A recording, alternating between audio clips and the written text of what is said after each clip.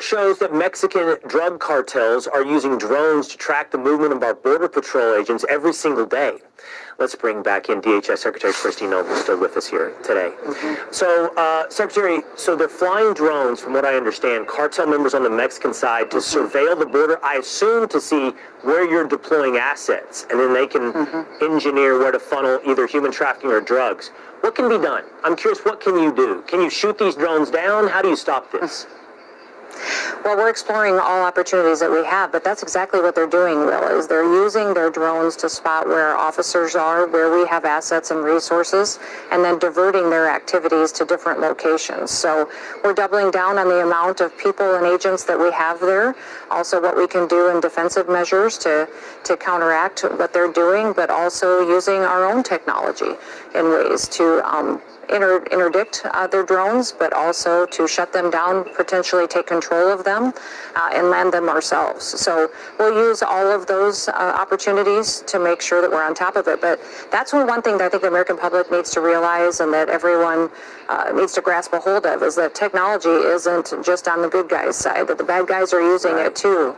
And once they use drones to identify where resources are, we look at how other ways they may be able to use drones. Would they weaponize them? Would they use them in partnership with other organizations? You know, my concern has always been that we don't just have the cartels operating in a much more sophisticated manner. They're also building partnerships with other enemies of the United States of America. We see them partnering with the Chinese individuals and laundering money. And so people who hate America will partner together in order to do damage to us and to infiltrate our country too. I smile when you bring up the technology because, of course, you're the United States government. You have technology to take control of their drones and land them wherever you may like. You don't shoot them down with a 12 gauge, the way I might have imagined it. But that being said, Secretary, I have spoken to many members and former members of the drug cartels. The military in Mexico is integrated in so many different ways into the cartels, meaning their technological capabilities are really high. We talk a lot about these drones.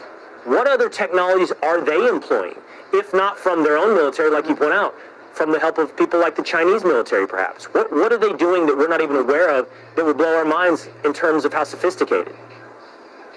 Well, one thing that I think we all need to remember is it's not that the Mexican military is free of corruption, first of all.